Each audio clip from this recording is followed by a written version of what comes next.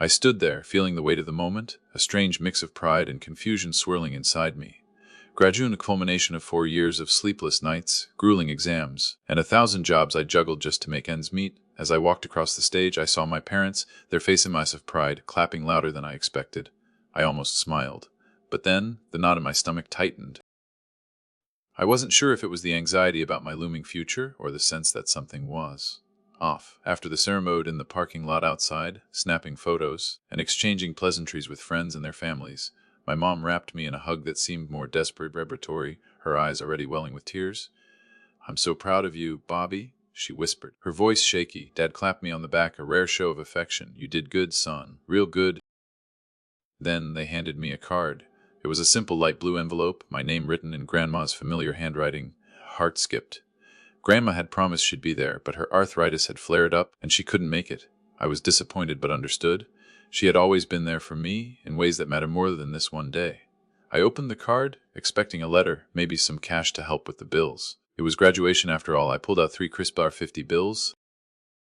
"For you, Bobby. I'm so proud of you, Grandma," the card read. It wasn't a huge amount, but it was from her and it's special. Grandma had always sent little gifts like this twice for my birthday, a care package during finals week. But this was different. I thought maybe it was her way of helping with transition into adulthood. "Well, that's nice of her," I said, trying to keep the disappointment from my voice as I showed my parents.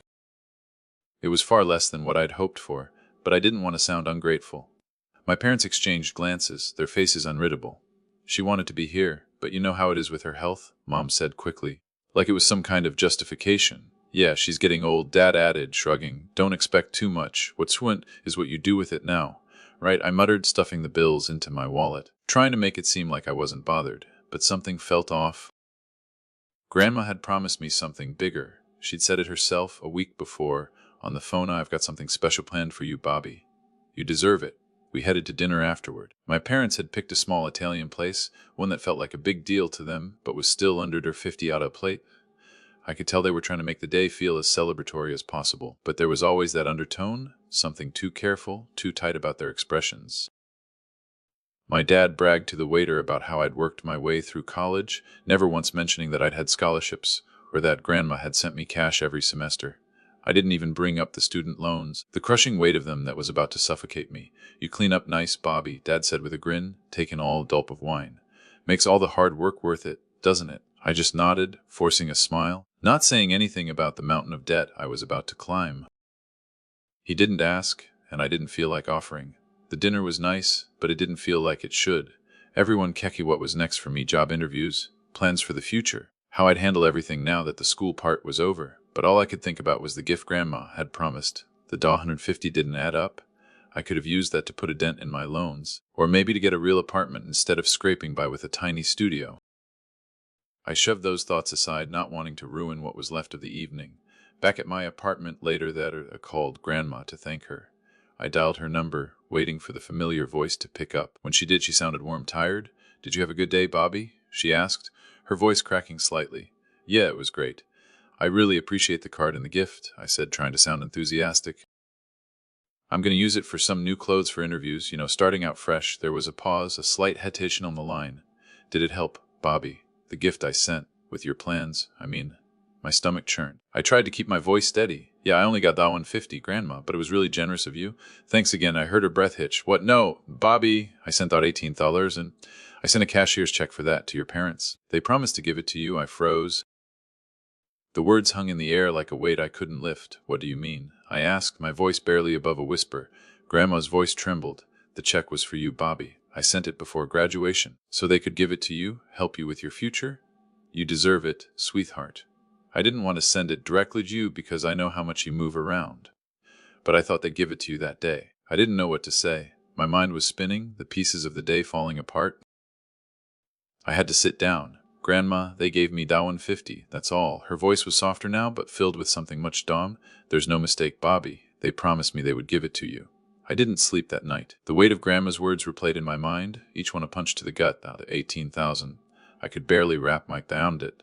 Grandma had sent a cashier's check to my parents, and they had kept it. I had never felt so betrayed, so blindsided in my entire life. But what could I do? I had no proof, just her word, and I couldn't even wrap my mind around why they would do something like this. The next morning, I went through the motions. I dressed in the same clothes I'd worn for my graduation, not because I wanted to relive the day, but because they were the first clean ones I could grab. I had a job interview at 10:00, and I couldn't afford to miss it. My stomach growled from lack of sleep and stress, but I pushed it down, knowing the interview was my best shot at starting my adult life. I couldn't afford to wallow, not yet. After the interview, I returned to my apartment, a pit in my stomach gnawing at me. I pulled out my phone and dialed Grandma's number again. She picked up almost immediately. "Bobby Sweethert, I'm so sorry," she said, her voice soft and cracking. "Grandma, I don't know what to do. How could they take that money?" "Why would they lie to me? I don't know," she said, "but you need to talk to them, Bobby. This can't go on." I sat down on the edge of my bed, trying to take deep breaths. I don't know how to confront them. What if they deny it? What if they say I'm wrong? They will. They'll do anything to cover their tracks. But you have to ask them. You have the truth, Bobby. She was right. I had to confront them. But where would I even begin? That evening, I decided to go over to their house. I wasn't sure if I was ready for what was coming, but I had no choice. The truth had to come out, even if it meant my family apart. When I arrived, the familiar smell of Mom's cooking greeted me as I stepped inside. It was dinner time, and I had to force myself to ignore the voice inside me telling me I wasn't welcome. They were my parents. This was supposed to be the place I came home to. Mom looked up from the stove as I walked in, her face lighting up with that forced smile of hers. "Bobby, we weren't expecting you. You're early?" "Yeah, I was in the neighborhood," I said, trying to keep my voice casual. "I need to talk to you both." Dad, who'd been sitting at the kitchen table, didn't even look up. He just took a long sip of his beer. "What's up, son?" I took a deep breath. "It's about the gift Grandma sent for Mation." Mom froze, her hand midair as she reached for the pot. "What about it?" she asked, her voice too tight. I felt a cold rush of anger surge through me, but I kept my voice steady. "She told me she sent $18 for me from my future, to help with the loans and everything. But when I got the card, all I got was $150. There was a long silence. The air in the room felt thick, suffocating. I watched as Dad shifted in his chair, his face hardening. $150, that's what she gave you," Dad said, his voice calm but low, like he was trying to keep his temper in check. "No," I said, unable to hide the frustration in my voice. "She sent the 18,000, and you took it? You promised her you to me? Why?" Mom placed the spoon down slowly, her eyes not meeting mine. "I don't know what you're talking about," she said quietly. I could feel my chest tightening. "You don't know what I'm talking about. Grandma told me exactly what she did. She sent a cashier's check 2 weeks before graduation. She sent it to you to help with my future, and you didn't give it to me. You kept it." "Why?" Dad stood up abruptly, pushing his chair back. "Now listen here, Bobby," he started, his voice rising. "We did what we had to do. Things have been tight around here. You don't understand the bills we're paying." "I understand," I said, stepping forward. "I've been struggling too. I've worked my ass off for everything. And you're telling me you needed that money more than I did. We didn't take it from you," Dad snapped. "We just had to use it.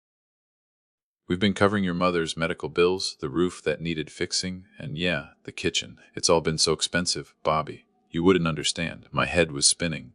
"I don't care about the kitchen, Dad. This was my money. It was meant for me. Grandma sent it for me and you took it. You lied to me." Mom finally looked, her eyes red. "We weren't trying to hurt you, Bobby. We've given you everything we could. It's just that we had to make some decisions." "No," I said, feeling my voice crack with the emotion I was trying to hold back. "You didn't have to make those decisions. You stole from me and you stole from Grandma." Dad glared at me. "That's enough. You don't get to accuse us of that. Not after everything we've done for you." I couldn't take it anymore. I stood in the way. "I trusted you both, and now I see it. I see exactly what you've been doing. This isn't just about money, it's about everything you've ever told me. Everything was a lie." I turned to leave, the weight of betrayal crushing me, but before I reached the door, Dad's voice stopped me. "Where do you think you're going?" he called out. I didn't answer. I couldn't. I just walked out, slamming the door behind me. As I stood on the porch, trying to catch my breath, I felt the weight of it all. My parents had taken everything from me. They hadn't just taken money, they had taken trust.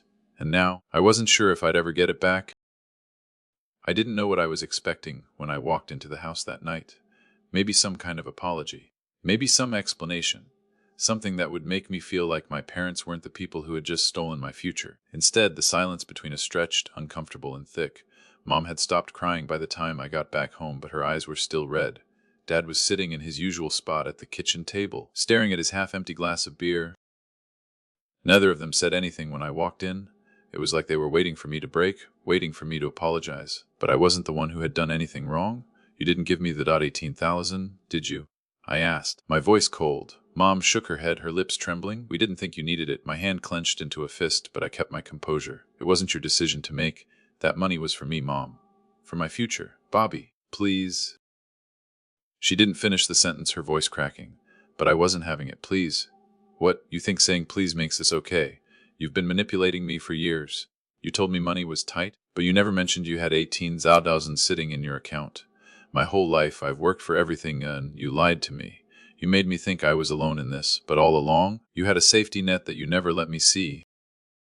Dad finally spoke up, his voice gruff, like he was trying to keep the anger in check. We didn't steal it, Bobby. We used it for things that needed doing.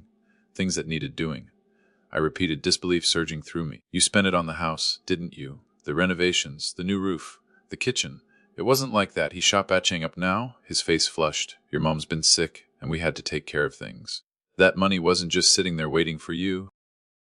We did what we had to do for the family, I said, my voice rising. You took my money for your damn kitchen, and I'm supposed to feel okay with that? You could have told me, but no, you hid it. And now, I'm stuck with loans that you couldn't help me with, but you could manage a remodel. Mom stepped in, her voice low and desperate. Bobby, please. You're making this harder than it has to be. We thought we were doing the right thing. We didn't want to burden you with this. I almost laughed, but it wasn't funny. It was a sick joke. You didn't want to burden me. You've been burdening me entire life. You taught me to work for everything, to save, to struggle. But when it comes time to actually help me, you take it away. You took something that wasn't yours to take. Dad shouldn't say but he didn't say anything. He just stared at me like I wasn't his son anymore. Like I was some stranger, accusing him of things he couldn't deny. I shook my head, trying to force the anger out of my chest. I'm done with this. I can't keep pretending like everything's fine when it's not. You stole from me, and that's something I'll never forget. Mom reached out for me, but I stepped back, avoiding her touch. Bobby, please. I'm sorry. I never meant for any of this to happen. Sorry. The word bitter in my mouth. Sorry doesn't fix this. Sorry doesn't give me back the years you've stolen from me. You want to fix things. Give me what's mine, but they didn't have it. They didn't have the 18,000. They'd spent it, used it to make their lives easier while I struggled. The truth hit me like a slap in the face. They weren't sorry. They were just scared of losing control, scared of the consequences of their actions. I don't know what to say to you anymore, I said, my voice shaking with frustration. I can't keep doing this. I can't keep pretending like everything's fine when it's not. You made your choices, and now you'll have to deal with the consequences. I turned and left the room, the weight of betrayal still heavy on my shoulders. I didn't want to look back. Not now. Not when I knew what they were capable of. Outside, the cool air hit me like a relief, but I still felt like I was suffocating. I had to get out of that house, out of that life. I couldn't live under their roof anymore, not like this. I grabbed my phone, dialed Grandma's number, and waited. She picked up almost immediately. Bobby, what happened? Her voice was gentle, concerned as always. I confronted, my words coming out in a rush. I told them about the money. They admitted it, Grandma. They spent it, all of it, on the house, on the kitchen. There was a long pause on the other end. Then Grandma's voice, filled with quiet strength, broke through the silence.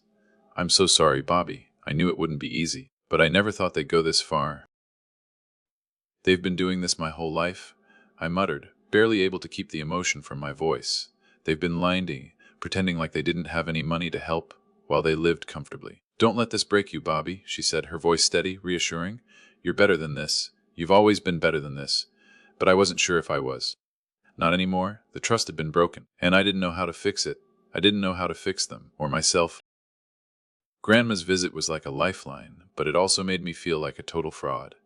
I'd been pretending everything was fun, pretending like my parents weren't the people who'd just betrayed me. But as soon as she stepped into my tiny rundown apartment, I knew the facade had to drop. I was already exhausted and emotionally wrecked, but there she was, smiling like she hadn't just learned that her own son had taken money meant for me. She took one look at the mess I called home, and her face softened. Well, Bobby, I see you've been keeping busy, she said, her voice warm but laced with concern. The place was a disaster furniture that looked like it came from a garage sale, the water stains on the ceiling that had been there since I moved in, and the general feeling of living in someone else's forgotten corner of the world. I'm managing, I said, trying to keep it light. Just getting by. You've always been a hard worker, I know that, she said, stepping into the living room. She put her small bag on the couch and looked around. But this place? Bobby, I thought you were doing better than this. I felt my throat tighten, but I couldn't bring myself to argue. This is all I can afford right now. I'm just waiting for the right job to come along. The lie felt hollow, but I didn't want to burden her with the truth. Not yet.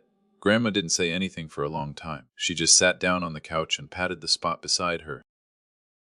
I hesitated for a moment, but then I joined her, needing the comfort she offered without even realizing it. Are you my Bobby? She asked quietly, looking at me with those sharp, kind eyes. You're not fooling me. I can see it in your face. Something's been bothering you. I swallowed hard. I'm fine, Grandma. It's just I trail, not sure how to explain the weight on my chest. How could I tell her that I had just confronted my parents about stealing the money she'd sent for me? How could I tell her that everything I thought I knew about family had just been shattered? She reached over into hand, squeezing it gently. Whatever it is, you can tell me. You've always been able to. And that was the truth. With Grandma, I didn't have to pretend. I could just be Bobby, not the guy my parents want to be or the guy I had to become to survive their games. I leaned back, exhaling slowly. Grandma, I started, my voice rough. They lied to me. About everything. You know the money you sent. The dough 18,000. Her eyes darkened and she nodded. Yes, Bobby. I sent that money to Nuns with the promise they'd give it to you. I thought it would help with your loans, help you start your life on solid ground. They didn't give it to me, I said, the words coming out in a rush. They gave 150, Grandma, $150, and they kept the rest. They spent it. They didn't even think twice about it. Her face went pale, the color draining from her cheeks. What? She whispered. What do you mean? How could they do that? I don't know, I muttered, shaking my head. I confronted them. They tried to say it was for the house, for the repairs, for the kitchen. They didn't even try to hide it. Grandma's hand trembled in mine. Bobby, I'm so sorry. I never thought they'd do something like this. I thought I finally understand that they'd help you, but instead they've taken everything from you. It's not just the money, I said, my voice breaking for the first time. It's everything. All my life they've made me feel like I was the problem, like I was the one who wasn't trying hard enough. And now I realize it was all a lie. They didn't want to help me, they just wanted to control me. And now they've stolen from me, they've stolen from both of us. Grandma squeezed my hand harder. Bobby, there it hurts. I know it hurts, but this isn't your fault. They made a choice, you didn't. I nodded, wiping my eyes quickly. I didn't want to break down in front of her. Not now, not when she was the one person who had always had my back. But the weight of everything, my student loans, the pressure, the betrayal was too much. Do you want to go see them? Grandma asked, her voice steady but firm. Do you want to confront them together? I stared at her, unsure of what to say. I wasn't sure I could face them again. Not yet, I don't know, I muttered. I'm not sure I can. I don't even know where to begin. Grandma nodded, her face softening. I understand. But Bobby, remember this. No matter what they've done, no matter how much they've hurt you, you have to stand up for yourself. You have to show them you're not going to let them get away with it. I took a deep breath, letting her words settle into my chest. Grandma was right. I couldn't let them win. I couldn't keep letting them control the narrative. I had to find my own way, no matter how hard it was. I'll figure it out, I said finally, the determination creeping into my voice. I'll figure out what to do, but I need to do it on my own. Grandma smiled at me, a sad but understanding smile. I'm here for you, Bobby. You're not alone in this. You never will be. We sat there in silence for a few more minutes, just the sound of the old clock ticking in the background. I didn't know what would happen next, but I knew one thing for sure: I wasn't going to let this break me. I had to keep going, for me, for Grandma, for everything I had worked for. The next few days were a blur. I couldn't focus on anything, not the job applications, not the interviews, not the endless flood of stress that had taken over my life. All I could think about was the money, the $18,000 Grandma had sent, and how it was now gone. Gone, just like nothing left but lies and empty promises. I barely slept, my mind spinning with questions I couldn't answer. Why had my parents done this? How could they look me in the eye and lie to me about something like that? I tried to avoid talking to them, but my phone's light ringing, their names lighting up my screen. I ignored the calls. I didn't have the strength to hear any more excuses, but I knew I couldn't avoid them forever. I couldn't keep pretending like nothing had changed when everything had. Grandma kept calling too, checking in, offering support. She was as steady as ever, but I could tell she was hurt too. She'd known deep down that something wasn't right, but she never expected this. Neither of us had. And now we were left to pick up the pieces of a relationship that had been broken for years, even if neither of us knew it. By the end of the week, I couldn't take it anymore. I had to see them. I had to confront them, even if I didn't know how. I told Grandma what I was planning, and she offered to come with me, but I told her I had to do this on my own. It wasn't just about the money anymore. It was about my dignity. It was about standing up to the people who had manipulated me for as long as I could remember. I pulled up to their house, the same house I'd grown up in, and felt a pang in my chest. It had always been home, but now it felt like a prison. I walked up to the door, my heart pounding in my ears, and Mom answered, her eyes red again like she'd been crying all day. When she saw me, she took a step back, almost like she was afraid. "Bobby," she said quietly, her voice shaky, "what are you doing here?" "I need to talk to both of you," I said, my voice uncontrolled. "It's time we had an honest conversation." She stepped aside, and I walked in, my eyes scanning the familiar space that had always felt so safe. Now it was just another place that felt empty. Dad was sitting at the kitchen table nursing a beer, his face grim. "I don't want to fight, Bobby," Mom said, her voice pleading. "We're just trying to do what's best for you." I shook my head. "No, Mom. What's best for me? You want to know what's best for me? Telling me the truth. You promised Grandma you'd give me that money. Instead, you kept it. You took it for yourselves." Dad looked up from his beer, his jaw tightening. "We didn't take it. We used it, Bobby. You wouldn't understand." Thin been tight. "I understand," I shot back, my voice rising. "I understand that you've been lying to me my entire life. You told me money was tight. You made me feel guilty for every penny I ever asked for. And then you steal from me." Mom's eyes welled up, and she wiped her face with the back of her hand. "You don't understand what it's been like, Bobby. We've sacrificed so much for you. We've worked so hard to give you what we could. We didn't want to burden you with more. More." I laughed bitterly. "You didn't want to burden me with more? You took the one thing that could have made my life easier. And for what? For a damn kitchen renovation, so you could put in new countertops while I'm struggling to pay my rent." Dad slammed his fist on the table, making the beer bottle rattle. "Enough, Bobby. We've done more for you than you know. You want to accuse us of stealing after everything we've given you? You've given me nothing," I said, my voice shaking with rage. "You've taken from me my entire life, and now you've taken my future. That $18,000 wasn't just money, it was my chance to get ahead, my chance to not be drowning in debt for the rest of my life, and you took it." I looked at Dad, his face flushed with anger, his hands clenched into fists. He opened his mouth to speak, but I cut him off. "I'm not here for your excuses. I'm here for your apologies. I'm here to tell you that I'm done. Done living in your shadow. Done trying to meet your impossible expectations. Done pretending like everything's okay." Mom looked at me, her eyes wide with confusion. "Bobby, please don't say that. We're your parents. We love you." "Then why did you lie to me?" I asked, my voice cold. "Why did you steal from me? Why did you make me feel like I wasn't enough?" Dad stood up abruptly, knocking his chair back. "You want answers, Bobby. You want the truth." His face was red with anger, and his fists were clenched so tightly that his knuckles were white. "We took the money because we needed it. We didn't ask for your permission, because you don't get to decide how we run our lives. You think you're the only one struggling. You think you're the only one who's been working hard." I stood there, stunned, my mouth dry. "You're telling me you spent the money, and I'm supposed to just accept that? Accept that you stole from me?" He nodded, a face hard. "Yeah, we did what we had to do." I couldn't breathe. I was suffocating under the weight of their words. They were my parents, and yet, in that moment, they felt like strangers. "I'm done," I said quietly. "I'm done with all of it. Done with the lies, done with the manipulation. I'm done." With that, I turned and walked out, leaving them behind, my heart pounding in my chest. I drove for what felt like hours, the engine humming beneath me. Thoughts raced. I couldn't stop replaying the confrontation with my parents over and over in my mind. The look on Dad's face when I accused them of stealing.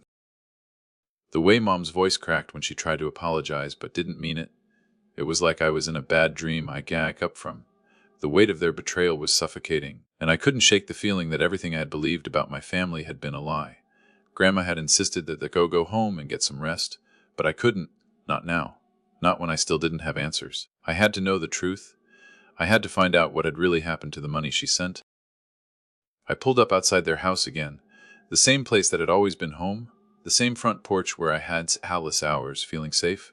But now, I didn't know what to expect. I didn't know who I was going to see when I walked through that door. My parents, the people I thought I knew, or someone entirely different. I took a deep breath and stepped out of the car, my legs shaking as I made my way to the front door. I knocked hard, without hesitation. It felt like the only thing I could control in that moment. Dad answered, his expression a mixture of anger and "Do you want?" he asked, his voice rough. "I need to know," I said, my voice barely above a whisper. "I need to know what happened to the $18,000 and..." He didn't move. He just stared at me for a moment like he was weighing his options. Then he stepped aside and motioned for me to come in. "Fine," he muttered. "Come inside." I walked in, my eyes scanning the same living room I had grown up in. It felt cold now, the walls closing in around me. My mom was sitting on the couch, her eyes red again, like she'd been crying for hours. She didn't look up when I entered. "You need to tell me everything," I said, my voice shaking. "How did this happen?" "Should take the money?" Dad sat down at the table, rubbing his face with his hands. He looked tired. Older, even, But there was something in his eyes, something I hadn't seen before. Guilt. We didn't take it, Bobby, he said quietly. Used it. We had to. I shook my head. Used it. For what? You could have told me. You could have said something. Mom finally spoke, her voice barely audible. We didn't want to hurt you, Bobby. We didn't know what to do. Things with your father. He's been trying to fix everything. Fix what? I demanded. Fix our finances. Or fix your guilt for not helping me when I needed it. Dad slammed his fist on the table, his face red with frustration. It's not like that. We've been trying. Bobby, we're doing the best we can. You think this is easy for us? I don't know what you're doing anymore, I said, my voice rising. You took my money. You took something that was meant for me to help me and you spent it on yourselves. How could you think that was okay? Mom's eyes filled with tears again. She reached out to me, but I stepped back. We didn't want to hurt you. We thought it would help. We thought you'd understand. Understand. I repeated the word bitter on my tongue. Understand what? That you don't care about me. That you'd rather remodel the kitchen than help your son pay off his student loans. Dad stood up abruptly, his face twisted with anger. That's not fair, Bobby. You think we didn't try? You think we didn't do everything we could for you? I'm not asking you to fix everything, Dad, I said, my voice breaking. I'm asking you to stop pretending. Stop pretending like everything's fine when it's not. You've been lying to me my whole life. I can't trust you anymore. The silence that followed felt like a slap to the face. My mom's sobs filled the room, and for the first time I saw my dad's anger turn into something else, something close to regret. He sat back down, his shoulders slumped. We didn't know what else to do, he said, his voice quiet now, almost defeated. We were just trying to survive. You should have told me the truth, I said, my voice raw. You should have trusted me enough to let me in on it. But you didn't. You made me feel like I was the one who wasn't doing enough, when all along, you had the answer sitting right there. We didn't mean for it to go like this, Mom whispered. We thought we cooks. We thought you wouldn't notice. We thought I would notice, I asked, my voice rising again. You've been hiding things from me for years, and now you think I'm just supposed to forgive you, to pretend like this never happened. Dad didn't say anything. He just stared at me, his face hardening again. I could see the walls going up, the same way they always had. The same way they always would. I can't do this, I said, my chest tight with emotion. I can't keep living in this lie. I keep pretending everything's okay when it's not. You've made your choices, and I've made mine. I'm done. I turned and walked out, not looking back. I didn't need to. I already knew everything I needed to know. They had stolen from me, and they weren't going to get away with it.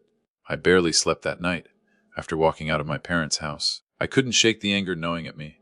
I was too angry to sleep, too betrayed to even think straight. The thought of going back there, to face them again, made my stomach turn. But I knew I couldn't just leave it like this. I had to get the truth no matter what. They had to know that I wasn't going to let them off the hook this time. The next morning, I drove to Grandma's, the wave everything still heavy on my chest. I wasn't sure what to expect when I got there. I had no plan, just a need to confront the people who'd betrayed me. When I walked through Grandma's door, she was sitting at the kitchen table, sipping her coffee. She looked up at me, a small, knowing smile on her face, but it didn't reach her eyes. Hey, sweetheart, she said softly, setting her cup down. You look like you've been through hell. I didn't answer. The words caught in my throat. The betrayal, the lies, it was all too much to process in that moment. Grandma, I said finally, my voice tight, I need your help. I don't know what to do anymore. I don't know how to fix this. She stood up and walked over to me, her hand resting gently on my shoulder. I know, Bobby. I know. But you have to confront them. You have to demand the truth, even if it breaks you. I looked down at the floor, my mind racing. I don't know if I know. I'm so angry. I don't even know who they are anymore. She nodded, her eyes soft with understanding. It's not easy, but it's not about them anymore, Bobby. It's about you, the truth. You deserve to stand up for yourself. I swallowed hard, trying to push the lump in my throat down. I've spent my whole life thinking I had to earn their love, that if I worked hard enough, if I followed the rules, they'd see me for who I really am. But now I don't know what to believe. Everything's just a lie. Bobby, you've always been enough. You've always been more than enough, Grandma said, her voice steady and firm. It's their problem, not yours. Don't let them make you feel small anymore. I looked at her, her face lined with years of experience, of pain, but also of love. I could see the strength in her, even now, after all these years. She had faced her own battles, her own heart attach, and she had never let it break her. And maybe, just maybe, that was the answer I needed. I stood up, taking a deep breath. Okay, I'll do it. I have to do it. I'm not letting them get away with this. Grandma smiled, pulling me into a hug. That's my boy. Later that day, I called lawyer. The idea of taking legal action against my own parents felt like a betrayal in itself. But I couldn't sit back and let them get away with what they'd done. I needed answers. I needed accountability, and if they weren't going to give it to me willingly, then I'd have to force their hand. The lawyer was helpful but blunt. It's a tricky situation, Bobby. Family disputes are never easy, especially when there's money involved. But from what you're telling me, you have a solid case for fraud. The words hit me like a slap to the face. Fraud. It sounded so cold, so clinical. But it was the truth. My parents had taken money that wasn't theirs to take, and I couldn't just let that slide. Not anymore. We can send them a formal demand letter, the lawyer continued. Tell them to pay the money back within 30 days, or we'll take legal action. I could feel the weight of the decision pressing down on me, taking them to court. It wasn't just about money anymore. It was about justice. It was about making sure they knew that I wasn't going to be their pawn any longer. I'll do it, I said, my voice steady. Send the letter. When I hung up, I sat there for a long time, the reality of it all settling in. I was about to take legal action against my parents, against the people who had raised me, who had taught me everything I knew, even if that teaching had come with strings attached. It felt like I was tear-fed, the last thread of family I had left, but I knew I couldn't back down. I had to protect myself. I had to stand up for what was right. The next few days passed in a haze. I barely slept, barely ate. My mind was consumed with the looming confrontation, the legal threats, and the weight of what was to come. The demand letter went out, and I waited. Every day felt like it dragged on, and the silence from my parents was suffocating. Then, one night, my phone rang. I looked at the screen, and my heart skipped. It was Dad. I hesitated before answering, my finger hovering over the screen. Part of me wanted to ignore it, to block him out, but I knew I couldn't, not anymore. Hello, I said, my voice tight. Dad's voice came through, low and controlled. We need to talk. My heart pounded in my chest. I'm listening. I got the letter, he said, and I know things have gone too far. But this isn't the way to handle it. I closed my eyes, trying to steady my breath. Then how do you explain what you did, Dad? How do you explain taking that money and not telling me?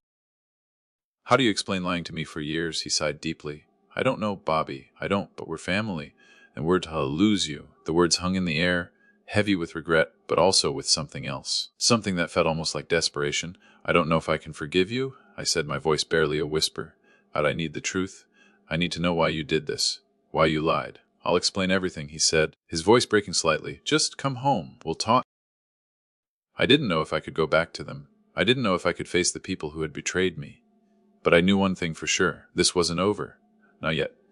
The night before, I was supposed to meet my parents again. I didn't sleep. The weight of everything pressing down on me was unbearable. I wasn't sure if I was doing the right thing, if confronting them again was going to tear us apart for good, or if it would finally bring the answers I needed. My phone buzzed, pulling me from my thoughts. It was Grandma. You're still coming tomorrow, right? She asked. Yeah, I said, my voice hoarse. I don't know what's going to happen, but I'm going. I need to hear them out. Just remember what we talked about, she said gently. You're doing this for you. You deserve the truth, and you deserve respect.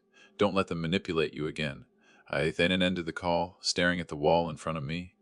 Grandma was right. No matter how much it hurt, I couldn't keep living in their lies. This was the only way forward. The next day, I walked into my parents' house again. It felt different this time, like ground beneath me had shifted.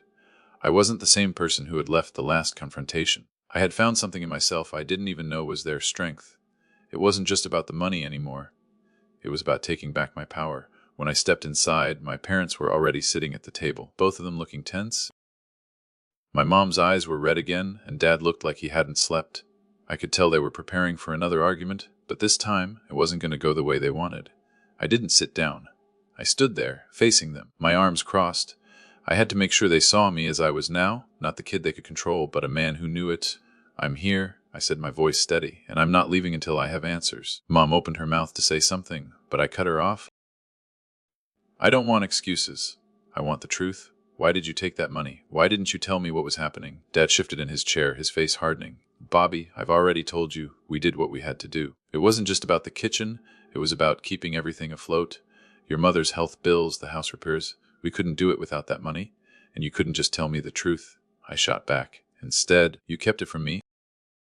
You made me think I was alone in all this, that I had to figure it out by myself while you were hiding money behind my back. Why couldn't you trust me? Mom's voice trembled as she spoke.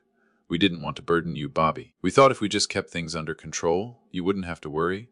You had enough on your plate already, bitterly. Under control? You didn't have anything under control. You've been pretending for years, acting like you were struggling when all along you had everything you needed, and you took it from me. Dad slammed his fist on the table. Enough. We did what we thought was best for you. You don't get to come in here and accuse us of betrayal when we've sacrificed everything for you. For me. I scoff. You didn't sacrifice anything. You took what was mine and used it for yourselves. And now you're sitting here acting like you're the victims? We never wanted this to happen, Dad said, his voice quieter now, but the frustration still simmering beneath it. We never meant to hurt you, Bobby, but we were trying to keep our heads above water. Your mother's been sick. The bills keep piling up. You have no idea how hard it's been. I stared at him, feeling something break inside me. Think I don't understand hard? I've worked for everything. I've sacrificed, too. I worked 3 jobs in college just to get by. I didn't ask for any handouts. But I stopped myself, taking a breath. You stole my future. You took something that wasn't yours to take, and you not even thought to include me in the decision. Mom wiped her eyes, her voice small. We were just trying to protect you, Bobby. We didn't think it would go this far. We thought we could make things right. But you didn't make anything right, I said, shaking my head. You made everything worse. You've always kept me at arm's length, telling me I was the problem, that I wasn't doing enough. But all along as you were the ones holding me back. Silence fell over the room. It felt suffocating, the weight of everything unspoken between us. Then Dad sighed and slumped in his chair, defeated. We were wrong, Bobby, he said quietly. We've been wrong for a long time. I don't know what to say to make this right. I didn't know what to say either. For the first time in my life, I realized that maybe there was nothing to say. There were no words that would fix this, no apology that would undo the damage. Maybe you can start by giving me the money you took, I said, my voice colder than I intended. The 13,000, you owe me that. Dad's eyes met mine, and for the first time I saw something other than anger. I saw guilt, real guilt. We can't just give it back, Bobby, he said, his voice barely above a whisper. We spent it. It's gone. Then make it right, I said, a fire rising in my chest. Take out a loan, sell something, do whatever it takes, but you'll pay me back. You'll pay me back every cent, and until you do, I won't trust you. Not ever again. The words hung in the air like a weight, and I could see the regret in their eyes.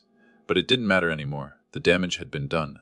I'll think about it, Dad said finally, his voice low, resigned. I stood up, my legs shaking beneath me. Think about it all you want.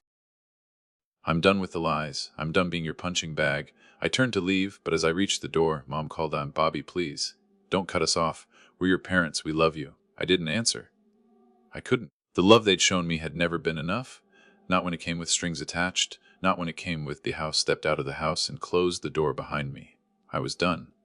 Done with the lies. Done with the manipulation. It was time to move on. And this time I was going to do it on my terms.